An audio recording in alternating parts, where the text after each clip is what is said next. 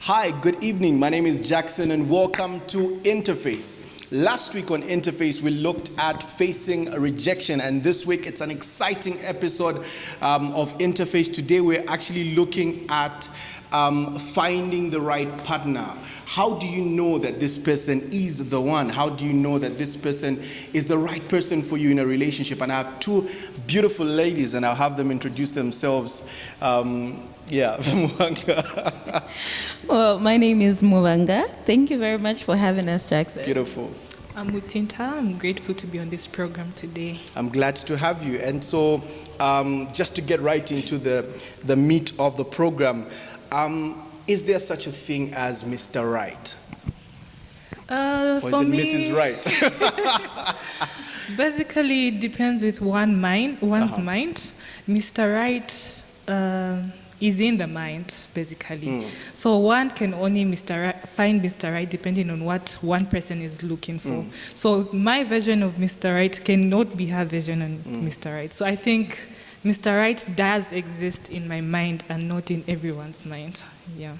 Is it? Okay, so there is this song, I think every Zambian knows, that went around the airwaves, that saying, you know, you keep waiting and waiting for Mr. Right, Mr. Right, and that Mr. Right is not going to come. Just marry, otherwise you die a virgin. Do you think that the search for Mr. Right, this notion that I'm looking for Mr. Right, sometimes delays one person or a person to find the partner that they need in their lives? You know, waiting for, say, 35 years to find this guy that does not actually even exist. You know, I think, it does delay. Because, you know, I may have that vision of I need a tall man with beards and all that. He needs to have a BMW and all that. Yeah. But then different men keep approaching me. So you think, when am I going to find Mr. Right? So I think it really does delay the process. Good. Mwanga, what are your thoughts on this? I remember before you even come in, Mwanga, I remember my sister, my elder sister, when we were growing up, she used to say, I can't marry a short man. She had this list of qualifications for the right guy. And then now when time came for her to get married, the guy she got married to was actually the opposite of exactly what she had listed down. What are your thoughts on Mr. Right? Do you think does it delay your chances of finding the right person if you have this list or qualifications of the person that you want to have in your life? Well, first of all, I think I'll start with the first question you asked. Does Mr. Right exist? Yes. I think it's all, as Tinta mentioned, it's all in your mind. It's just, it could be, I personally want a man that's just maybe light-skinned, not really a beard or something, but I'm not really looking at other people. I'm just looking at that particular person. Yeah. So Mr. Right might exist in our minds only and not really in the world. So I feel that with my own experience, I feel like I shouldn't be specific with what I want. You know, if I'm specific, I might wait 40 years of my life waiting for that perfect person. I might be looking for some Idris Elba or something in people that, we have other people in the country that are not actually Idris Elba. Yeah, interesting. So does attraction supersede character? For instance, I find this guy, okay, and as we are saying, you might not have to wait 40 years for you to find Mr. Right, but you find this guy, and he's good looking, you are really attracted to this guy, he checks out on almost all the qualifications on your list, but then the character is pathetic. You know, he doesn't care about you. You know, just says any words he wants. What would you get into such a relationship with the hope of him adjusting and changing? Well, that already is a turn off for me. He might have the looks, but he doesn't have the attitude that I need, taking care of someone. For us ladies, I mean, okay, personally, I'll speak for myself, but for women, for me personally, I don't like a person who mistreats me. Yeah, if someone is gonna treat me right and they don't even match the looks, Yeah. I am fine. I am good. I just want a man who treats me right. Yeah. So I wouldn't personally be into that relationship, Jackson. No, I wouldn't. Oh, I wouldn't. You would forfeit the attraction and say, I look, I would. don't care if I this guy is good would, looking, yeah. but if he can't open a door for me, I'm not going to do it. What are your thoughts? Okay, like Muvanga has said, I'll base it with what's happening in our society today.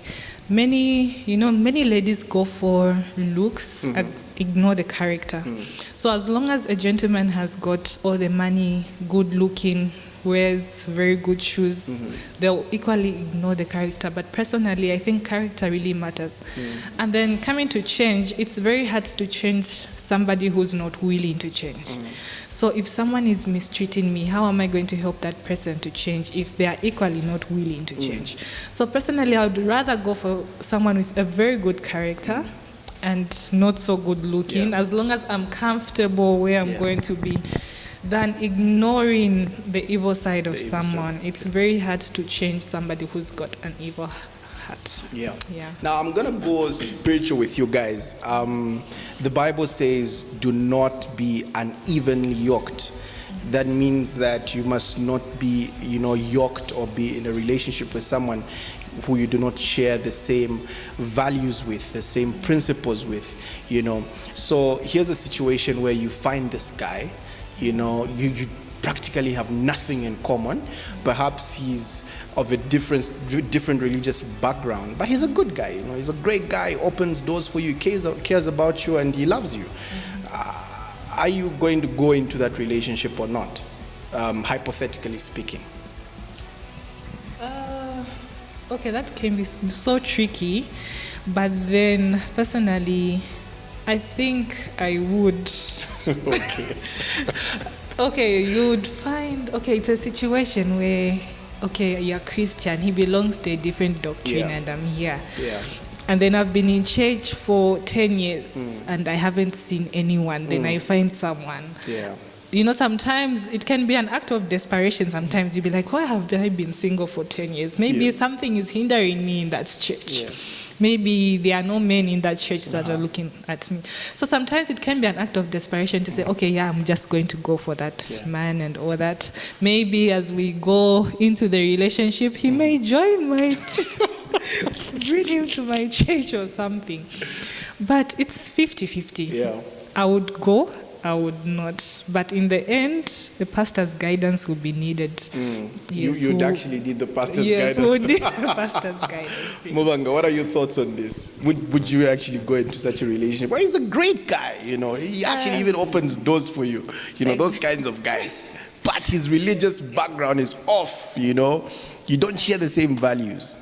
Well, I'm going to say this. I think some of the guys that I have dated haven't really been on the Christianity side. They are not really passionate about God that much.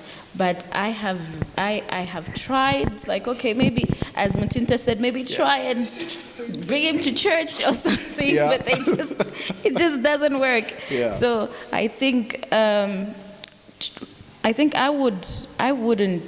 I would date that type of a person, but with the hope of him getting to church at some point, because of, love changes people sometimes. They would want to come to church because I'm coming to church. Yeah, so I would really go for such a person in the hope of him changing, actually. Talking about that reminds me of what my mother said to me when I was quite young. She said, I think I was 14, 15, and there's this girl that I really loved, but she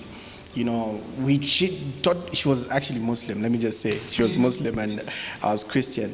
And so my mother tells me, look, you can go to Salaula, go get a cloth. But when you find a shirt without a button, accept it as it is.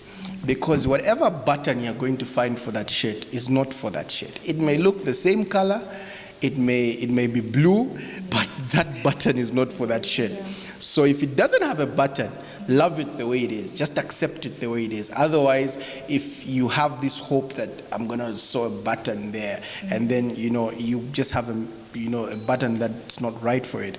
So as we hasten to a close, I'd like your thoughts on this concept, because a lot of people are struggling with this thing where you try to get someone into a certain space hoping that they're going to adjust in the future, they're going to change, and they're going to be nicer to me. If he's not opening doors for me, I'm going to be a good wife, and in the future he's going to see that, look, he can open a door for me, or he's going to start cooking for me.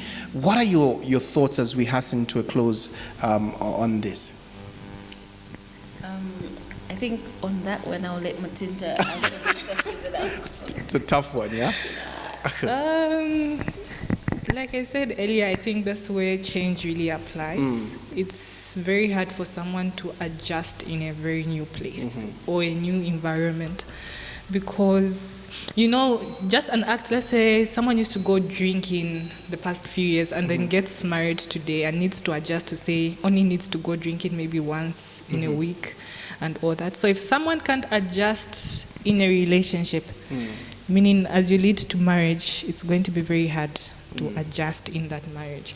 So I think change and adjustments are tough, really need a lot of time and patience. So if one has to adjust in a relationship, it has to be from the beginning. If you are in a relationship that's leading to marriage, so it has to be from the beginning, so that as you get into marriage, yes, something would have worked out. We would only go drinking once in a week. If someone is a foodie like me who likes eating out and all that, and I have to adjust because my husband says, no, we can't go and eat out every day, you have to cook, I have to adjust when we're in a relationship. So change and adjustment don't take place instantly. It's a whole process. So I don't know if I've answered that correctly, but You said a whole lot, yeah? Yes. So I think that's my thought. I think you're right. And lastly, there is someone watching out there, and they are in the same exact situation that we've described today, where they're desperate to find a partner, and they're trying to qualify this partner. They're trying to have this partner fit into what they believe is the standard for a man, and they're desperate, and they have these options which are counterfeits of what they want. What would you say to them lastly? This person, this young man, this young woman who is in this situation. I'll start with you.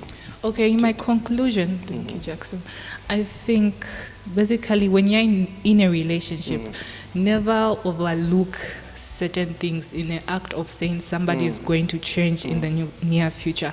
So if someone drinks now, and if you can't control the drinking now, it's hard to control the drinking in marriage. So if you're in a relationship that's going to lead into marriage, make those changes and adjustments while you are in the relationship, while you are building the foundation, so that as you go into marriage, everything is going to run smoothly. You won't have to go back to say, no, you used to drink a lot in a relationship, you're drinking too much in marriage, and all that, you're spending so much time in church and stuff, those comments. So if you have to adjust when you are during the stepping stone of the relationship, and everything is just going to throw smoothly. Just don't overlook characters, the bad characters, bad vices in the relationship. Yeah, we have to pay attention to all those things. True. Thank you. Mwanga, lastly. Well, getting back to maybe in conclusion, I would say things really don't really change there and then. It's a gradual thing, and when you are in a relationship, it's always hard. Sometimes, as Mtinta says, don't overlook stuff, but sometimes a lot of us ladies overlook stuff because I'm just like, oh, I'm in love, so hey, why not? Yeah. So, but I would also say let's not overlook stuff because all those things really come back and then it's just going to be something that's going to be there and it's going to be piling up, and at the end of the day, you get tired of that person and the love actually disappears after you're tired. So I think those are the things that we need to consider before getting into a relationship, and also loving ourselves more before we love the other person, because it's very important also to discover yourself before you get into a relationship and discover somebody else. True. So on the conclusion, I would say, let's just be good for ourselves before we are good for somebody else. Yeah. Wow. So I should be a better woman before I become a better somebody's wife. Beautiful. You know what I mean? Beautiful. Yeah. Let's be good for ourselves before we become good for others. Yeah, beautiful. True. It's been lovely having you guys on my show, and I hope to have you in the near future soon, so that you can share your wisdom. So I'm so glad you came to our show today, and I hope someone has been blessed out there by learning one or two things from you guys. Thank you so much for being here. I'll close by drawing your attention to Galatians, which talks about the fruits of the Spirit. Remember, Jesus at one time said that you will know them by their fruits. Understand, beloved, that in whatever you do, you must look at the fruit. What does this thing that you're looking for produce? What does this thing or this person that you're looking for produce? And then you will be able to make an informed and concise decision. My name is Jackson Ngoma. I've been so excited being with you here on Interface. I hope to see you next week. Please don't forget to like our page, Mount Zion Christian Center, Kabwe. And also check out our YouTube channel where we post frequently videos like this one. My name is Jackson Ngoma. See you soon.